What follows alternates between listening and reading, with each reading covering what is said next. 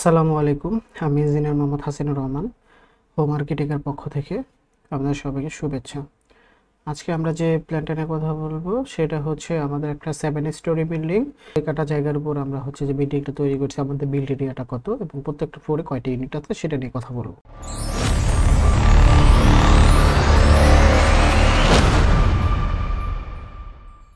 তো আমরা দেখতে পাচ্ছি এখানে আমাদের যে স্ক্রিনে যেটা দেখা যাচ্ছে, এখানে আমাদের টোটাল বিল্ডিং এর জায়গাটা, আমাদের ল্যান্ড এরিয়াটা প্রায় 5.8 কাঠার মতো।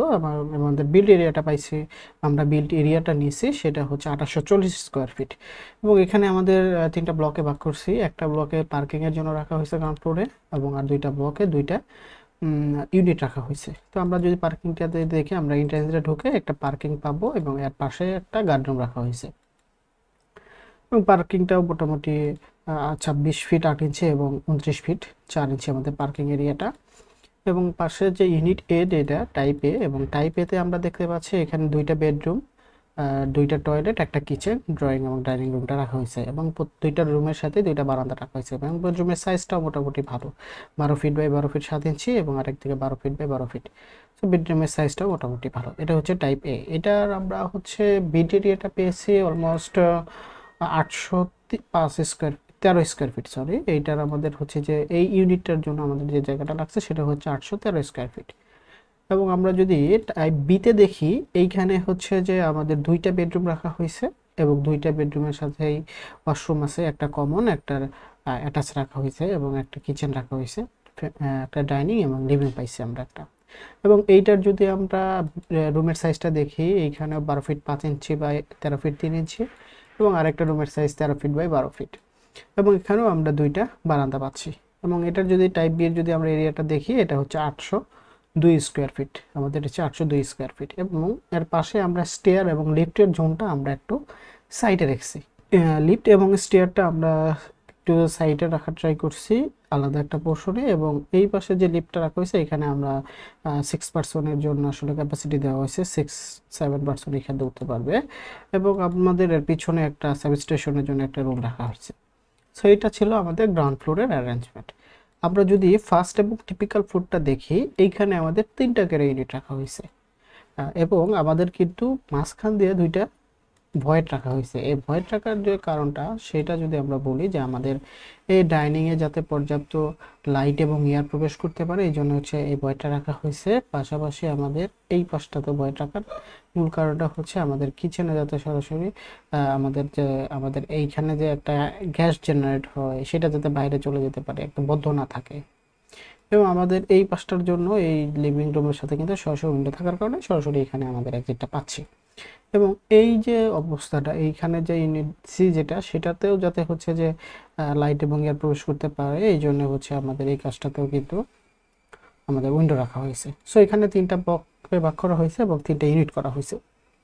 টাইপ এ যেটা আমরা গ্রাউন্ড ফ্লোরে যেটা দেখে আসছি সেম একই, এবং টাইপ বি যেটা সেটাও সিমেট্রিক আছে। শুধুমাত্র এখানে টাইপ সি যেটা সেটা এডিশন করা হয়েছে, এখানেও দুইটা বেডরুম রাখা হয়েছে এবং বেডরুমের পাশাপাশি একটা কমন টয়লেট, একটা অ্যাটাচ টয়লেট রাখা হয়েছে, একটা কিচেন এবং হচ্ছে যে আমাদেরকে একটা লিভিং এবং ডাইনিং স্পেসটা রাখছে।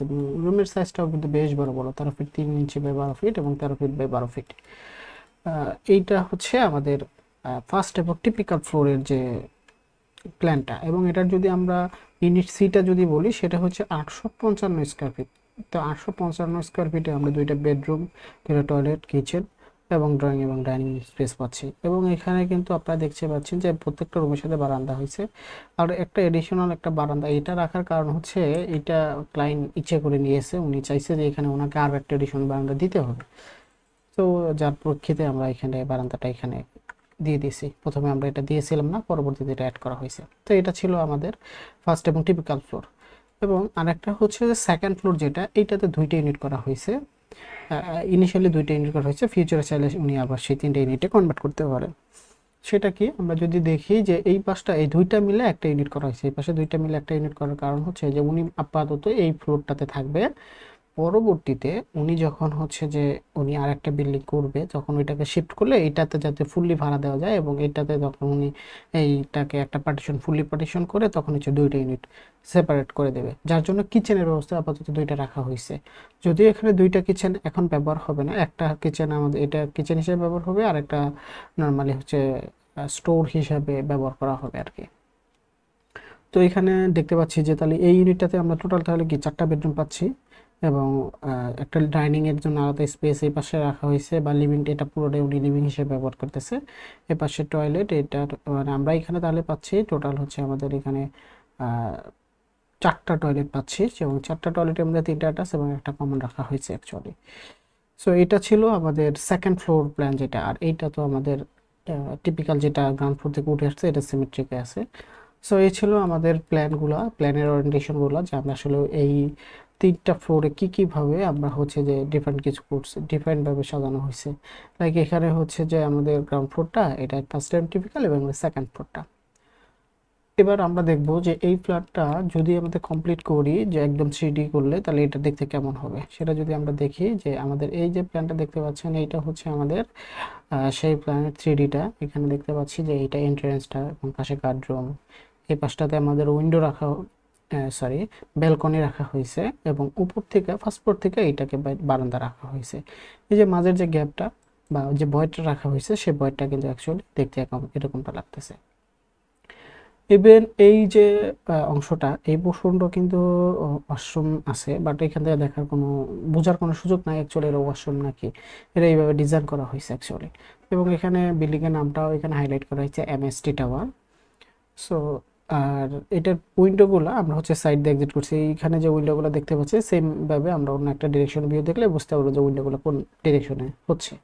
সো এইগুলো আমাদের 3D ভিউটা আমরা যদি দেখি এরকমটা হবে, এবং রুফে কিছু অ্যাডিশনাল তো ডিজাইন করাই হয়েছে দেখতেই পাচ্ছেন। এবং আমরা যদি একটু আরেকটা সাইডের অ্যাঙ্গেল থেকে দেখি, যে উইন্ডো যেটা আমি বলছিলাম যে ওয়াশরুমের উইন্ডোগুলো আমরা আসলে কোন সাইড থেকে দিছি, তো এইটা হচ্ছে আমাদের ওয়াশরুমের উইন্ডো, এবং এটা হচ্ছে কিচেনের উইন্ডোটা। সো এরকমভাবে আমরা এই পাশটা যদি দেখি, যে বারান্দাগুলা যেমন এই রুমের সাথে বলছিলাম যে দুইটা বারান্দা, এটা একটা বারান্দা রাখা হয়েছে, উনি আসলে চাওয়ার কারণে এটা দেওয়া হয়েছে। এই বিল্ডিংটার আমাদের দুইটা পাশ দিয়ে রাস্তা আছে, এই পাশ দিয়েও রাস্তা আছে এবং ওই পাশ দিয়েও রাস্তা আছে, যেটা আসলে 3Dতে দেখা যাচ্ছে। তো আসলে বিল্ডিংটা কমপ্লিট করলে অ্যাকচুয়ালি দেখতে এরকমই লাগবে, খুবই সুন্দর একটা বিল্ডিং ডিজাইন করা হয়েছে। এবং এইটার যদি এখন খরচের কথাটা যদি আমরা একটু হিসাব করি, যে কেমন খরচ হইতে পারে এই বিল্ডিংটাতে, যেহেতু আমাদের এই বিল্ডিংটাতে পাইল লেগেছে, একটা 7 স্টোরি বিল্ডিং, এবং এখানে সয়েল খুব বেশি ভালো না থাকার কারণে আমাদের এখানে কি পাইল প্রোভাইড করা হয়েছে, যার কারণে হয়েছে আমাদের এখানে কস্টিংটা একটু বেড়ে গেছে। তো আমরা যদি দেখি আমাদের এখানে পাইলের যে খরচটা, এখানে ওনার পাইলের খরচ হবে প্রায় 45 লক্ষ টাকার মতো। এবং পাইল ছাড়া যে উপরে যে সুপার স্ট্রাকচারের যে শুধুমাত্র আমাদের কাস্টিং খরচ, কলাম, বিম, স্ল্যাব, এই সমস্ত যে কাস্টিং খরচ আছে 7 তলা পর্যন্ত কমপ্লিট করতে, পাইলিং সহ আমাদের টোটাল খরচ হবে প্রায় 1,90,00,000 টাকার মতো। যদি এর থেকে আমরা 45 লক্ষ টাকা বাদ দিই, যে আমাদের 45 থেকে 50 লক্ষ টাকা যদি বাদ দিয়ে দিই আমরা ইয়ের জন্য পাইলিং সেক্টরটা, তাহলে আমাদের প্রায় আমরা দেখতে পাচ্ছি যে আমাদের 1,40,00,000 টাকার মতো, বা হ্যাঁ 1,40,00,000 বা 30 লক্ষ টাকার মতো লাগবে হচ্ছে আমাদের উপরে সাবস্ট্রাকচারে শুধু কলাম এবং বিম করার জন্য। এবং আমরা যদি এই বিল্ডিংটা একদম কমপ্লিট করতে চাই, অ্যাজ লাইক এস 3Dর মতো যদি করতে চাই, তাহলে আমাদের কত খরচ হবে সেটা আমরা একটা আনুমানিক খরচ যদি ধরি, সেইখানে আমাদের প্রায় আনুমানিক খরচ হবে প্রায় 4 কোটি টাকার মতো লাগতে পারে একদম ফিনিশিং সহ। সো এই ছিল আমাদের আজকের প্রজেক্টটা। এই প্রজেক্ট সম্পর্কে আরও বিস্তারিত জানতে চাইলে বা আপনারা যদি প্ল্যান এবং ডিজাইন করতে চান, তাহলে আমাদের সাথে যোগাযোগ করতে পারেন, আমাদের স্ক্রিনে দেওয়া নাম্বারে যোগাযোগ করতে পারেন, হোয়াটসঅ্যাপে যোগাযোগ করতে পারেন, অথবা সরাসরি কলেও যোগাযোগ করতে পারেন। সো এই ছিল আজকের ভিডিও। ধন্যবাদ সবাইকে।